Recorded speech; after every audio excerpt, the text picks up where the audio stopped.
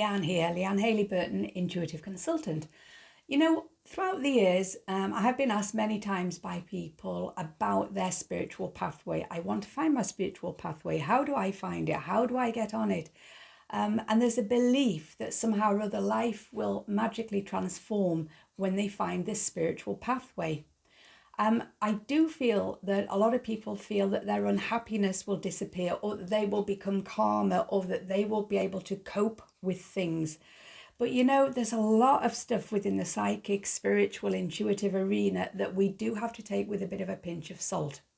You know, I've been involved for a long time, and even before I was professionally involved, obviously I have, interest. But there's a lot, yes, there's a lot that can be taken with a pinch of salt. Anyway, I've got my notes here, I've got my prompts here, because they help keep me on track. So let's see what we're going to say, okay? Look, you don't have to find your spiritual pathway. It isn't a geographic location. And the good news is that you are already on it. You might not believe that. You might expect it to feel different. You see, it's more of an adjustment of mindset, and it is part of a process. It's not a jump. You don't just leap onto your spiritual pathway and there you are. The angels sing, the rainbow shine. No, it's not like that. See, we are all spiritual beings. We are flesh, blood and bones. That is true. But we are also connected. And when I say connected, I don't even know if that's the right word, but let's use that. Connected right at the core of us to a stream of energy that functions at a much higher vibrational level than the physical level does. But it can take us a long time to figure that out.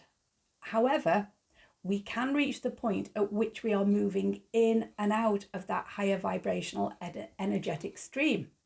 We don't stay in it. We don't stay in it constantly. And why is that? Well, it's because we are part of the physical world with all of its needs, its demands, its distractions, and its challenges. You see, life on Earth is all on its own and in itself. It's a full-time job.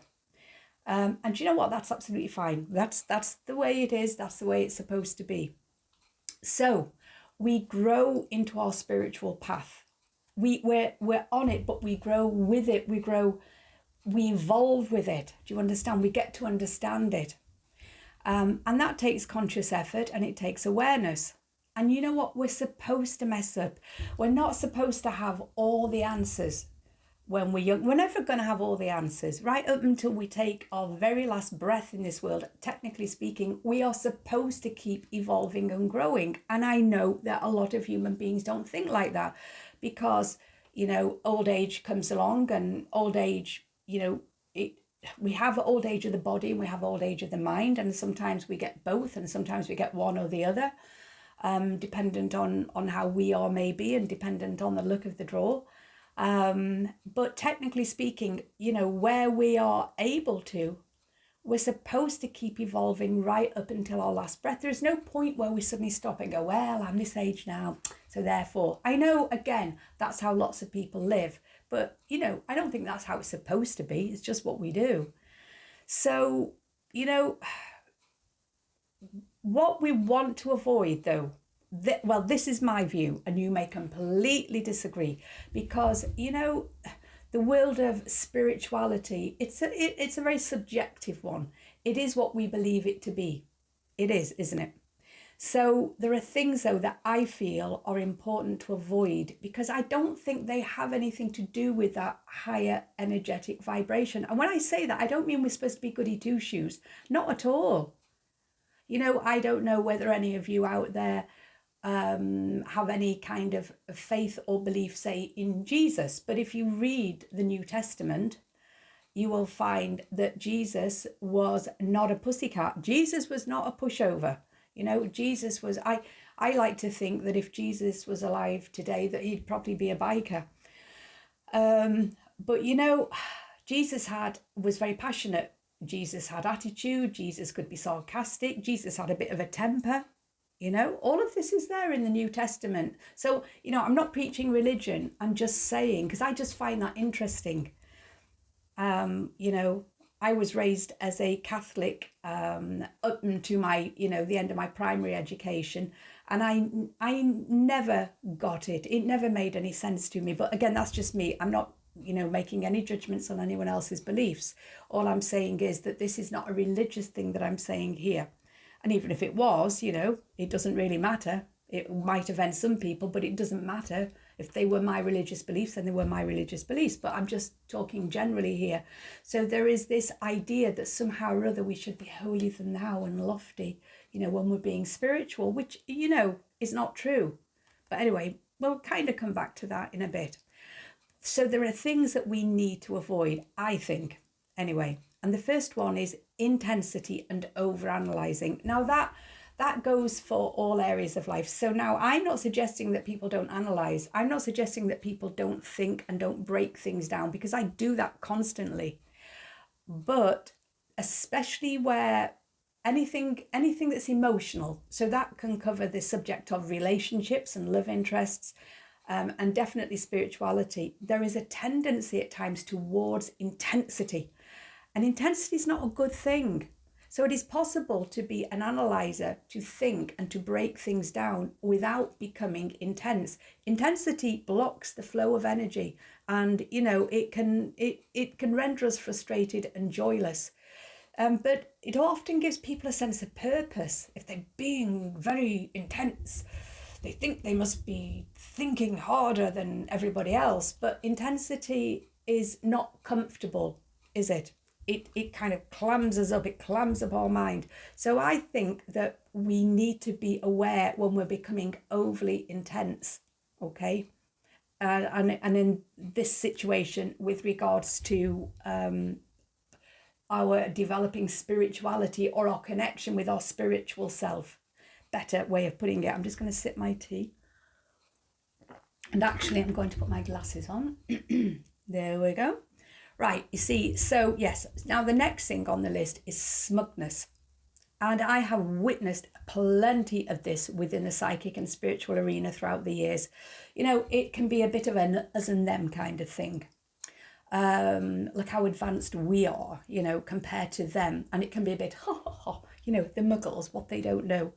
Okay. And one form of smugness that I personally have witnessed is this acceptance thing. And I don't know whether you know what I mean. You might not have witnessed it or been around people who do it. But it's like, well, you see, we don't fight. We don't stress over these things because we've come to accept. Oh, really? Well, I know one particular person who was very, very much like that. And yet I was interested to see one day when something really upset her personally. Wow. She went at it with all guns blazing. Now, I'm not dissing that, but I thought, isn't that interesting that when it isn't something that affects you, it's easy to accept it or dismiss it. However, when it's something that's rattled your cage, that's a very different matter altogether. But then again, you could say that's true about all of us. We might say to people, oh, ignore them. Whoever's done what to us, ignore them. But that's not a helpful or supportive thing to say to anyone. And I'm sure we've all done it. And I've had it done to me. It's not a supportive thing to say because that whatever it is isn't bothering them. So it's easy for them to say, ignore it.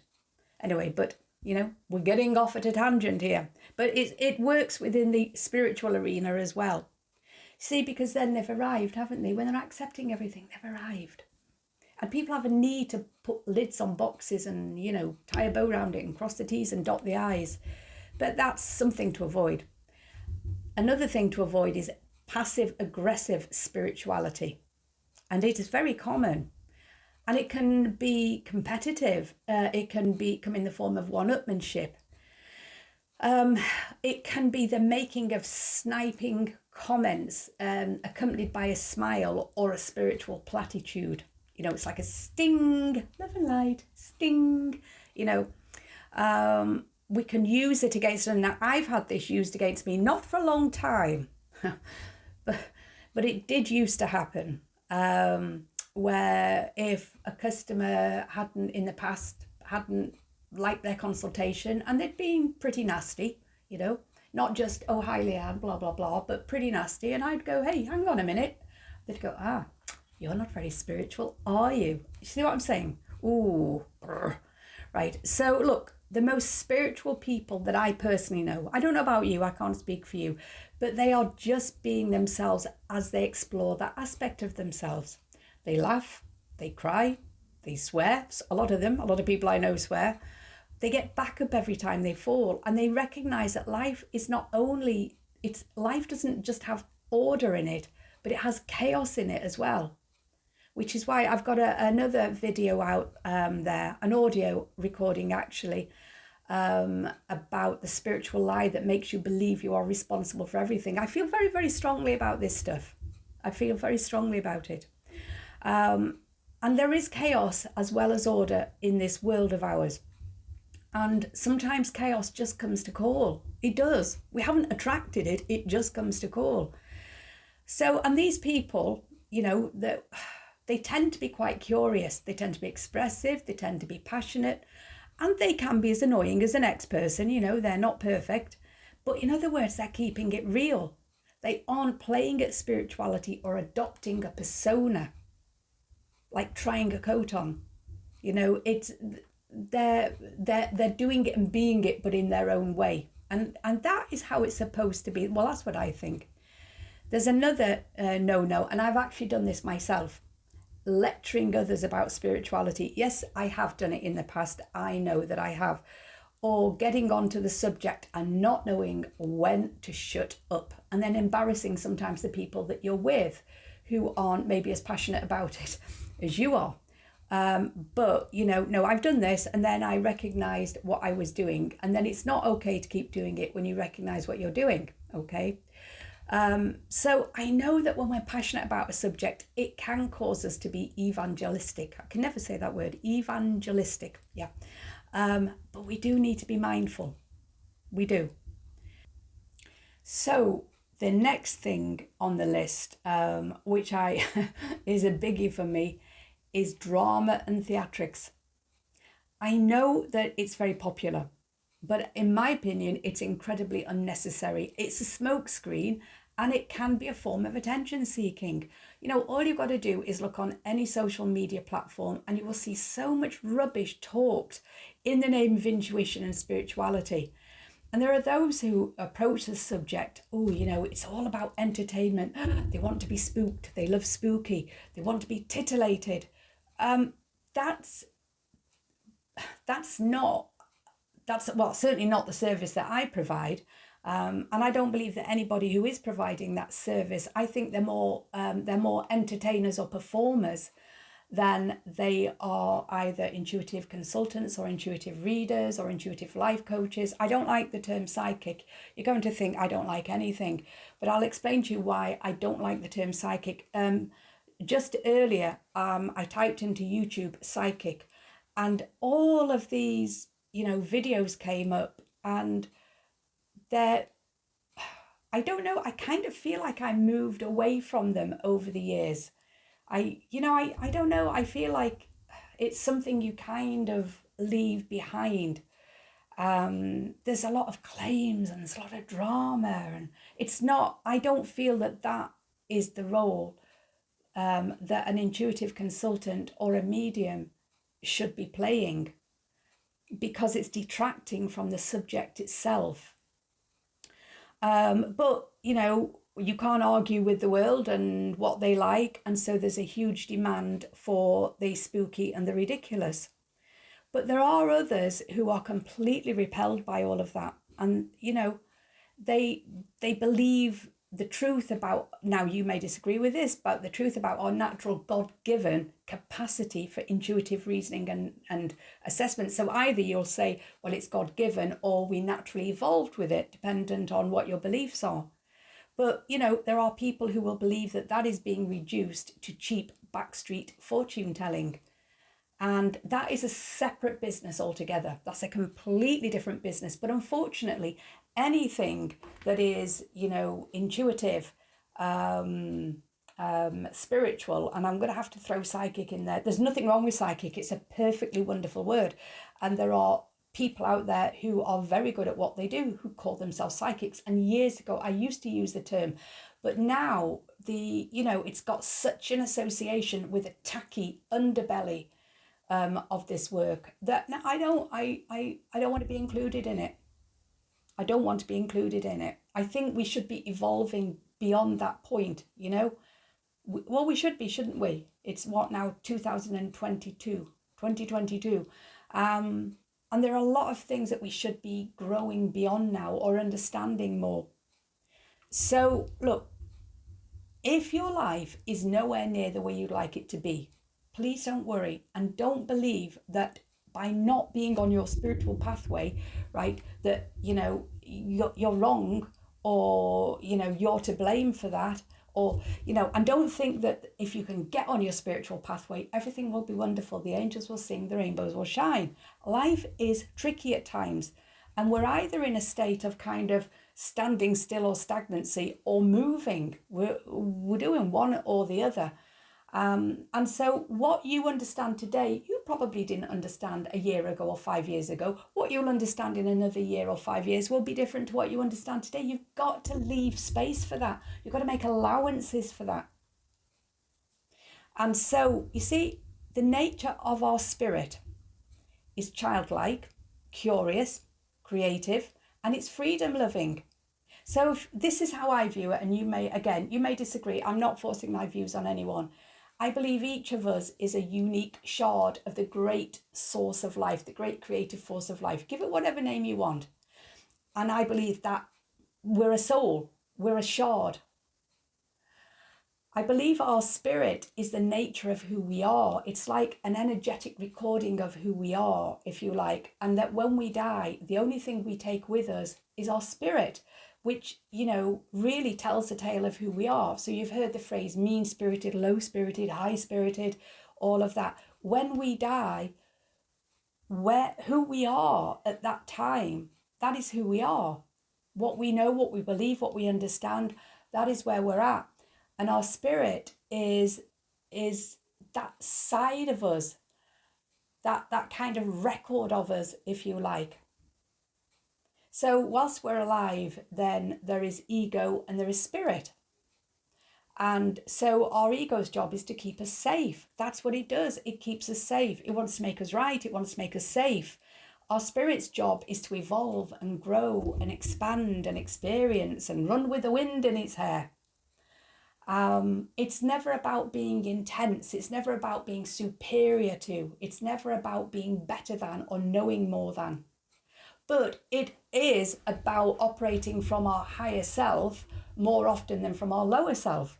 So, although I say that, we are all spiritual beings, it depends upon how entrenched we are in the lower vibrational physical world energy. We've got to have our feet in it. We've got to be, we've got to be not entrenched in it totally, but we are a part of it, but not completely.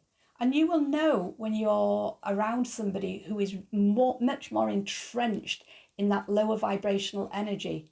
And I suppose it is tempting to think that we're a bit better than them. We've worked harder than they have. We're smarter than they are. We're not making the same choices that they are.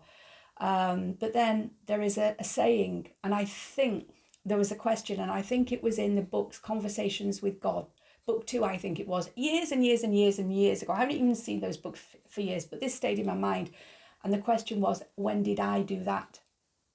And I do ask myself that if I'm going about somebody, whatever it is, I think, hang on a minute, when did I do that? Now, there are some things I didn't do. I haven't murdered anybody or anything like that. But there are plenty of things that I could say, yeah, I did do that. I have been that way, But then you see that there's the other end of the scale. You've got people who appear to be away with the fairies. And everything's wonderful, darling, la-di-da-di-da. And this, I have experienced people within the spiritual arena who do that. And actually, they can actually be quite difficult to deal with because they can't tolerate anything negative. And so they try and shut you down. Everything's wonderful. We accept everything. They shut you down. So you've got to find that balance, And so the ego's job is to keep us safe. It can overdo its job. The spirit's job is to, to encourage us to to grow and to be the best version of ourselves and to, fall in love with music, with beauty, with colour. And, so whilst we're physically alive, we're going to be, experiencing ourselves from both of those viewpoints, but sometimes we can go more one way than the other. Now, if something else that I think is unnecessary is just to announce to the world, I am spiritual. And I've heard a lot of people say, I don't think I've said it, but you can bet your bottom dollar somebody will come out somewhere with a recording or something and go, well, I can prove you did say it. And in which case I'll say, well, obviously I've learned better. Now, the only reason I say that, it's because if we announce to the world, well, look, the thing is, I'm spiritual.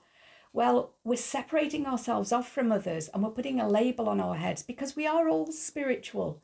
What we could say, however, if we feel the need to, is I am exploring the spiritually energetic aspect of myself. I am growing into it. So do not adopt someone else's spiritual pathway. Do not adopt someone else's spiritual truth, I should say, as your own. Don't be under pressure to find that elusive path because it's a myth, as if it's over there or up there, okay? Live in your own personal truth today. Work out for yourself, okay, what you believe that spirituality means to you. Do your best to operate from your higher self more often than you do from your lower self. And you will know when you are. We can either respond to life or we can react to it. So, when we're going through a lot of stress in our life, it's very easy to react because we're in a place of anxiety. So it's much harder at times not to react. But I know that no good ever comes of reacting. I mean, I come from a long line of overreactors, to pinch that line from the film, The Father of the Bride. I do. And so I've done my share of overreacting in my life. But the good thing about getting older is if you allow yourself to, you can become a little wiser. But, you have to be open to that. It doesn't just happen naturally. And so we get to choose, do I respond to this situation? Do I react? Reaction, if we're reacting, it never leads to anywhere really good. Unless, of course, to use a simple analogy that I've used often, is we're dragging somebody out of the pathway of a speeding bus. Well, that's a good reaction, isn't it? So higher self, lower self, for want of a better terminology. Enjoy the moments in your life that you can. Don't just live on autopilot. Don't just go constantly through life stuck on thinking about the same thing over and over and over again. Okay, breathe, look around you, observe, watch, notice the little moments. One of the biggest buzzes I get is, and I've had many times, is when I've been out walking, which I haven't been able to do for a while because I've had severe arthritis in a hip for quite a while, and 3.5, nearly 4 weeks ago, I had a hip replacement operation, and I am looking forwards to walking again, just being able to go. I could do kickboxing. I couldn't do every aspect of kickboxing, but I couldn't walk any distance, and I'm really looking forward to that. You put your headphones on, okay? Get your favourite music. And I'm lucky enough to live in a very beautiful part of the world, rural North Wales. And so you can set off and you've got this wonderful backdrop of countryside to this. I love, all kinds of music, but I really like majestic rock. And to this majestic background, wow, you can feel the energy, running through your own energy field. It's like you become one. So it doesn't matter whether you've got problems, because I know from my own experience that it's possible to have a horrible load of stuff going on in your life and still experience moments of joy. I was so relieved when I realized that. So relieved. Doesn't make the problem go away, but it's a relief. And so this is what I'm saying. Just, whatever it is, it could be a beautiful view, a beautiful sunset, a nice conversation, whatever it is, okay? Celebrate those small moments, because what you're doing is, that's coming from you, the spiritual you. That's your spirit at play. It loves all of that. Don't keep waiting for the day when I'll be happy, that'll be settled, this will happen, I'll meet somebody, blah, blah, blah, blah, blah. You know what I mean? Don't keep waiting for that day, because you're on your spiritual pathway already. You might not like the look of it, so tidy it up a bit. Tidy it up. You know, have a look at the bumps in the road. Can you do anything about them? You know, do a few repairs when you need to. But stop listening to people who are talking, for want of a better word, excuse my language, bollocks, okay? Because it gives them a sense of something, gives them a sense of purpose. You know, it makes them feel better than everybody else, whatever it is. You know, it just be, okay? Just be.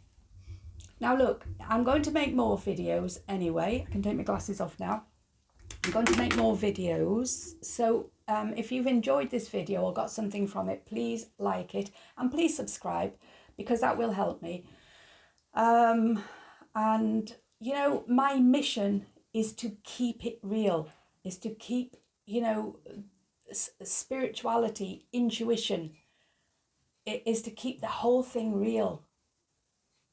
I want to play my role in bringing it into the mainstream, and you know, maybe toning down the sometimes it can be a bit of a freak show, toning it down. Do you know what I mean? Bringing it into the normal everyday arena, so that people who normally avoid it like the plague, but maybe have some curiosity, are more likely to want to explore it further. And plus, anyway, you know, the smugs and the, you know, the holier than thous, they really can be quite annoying anyway, can't they? Yeah, so there you go. Bye.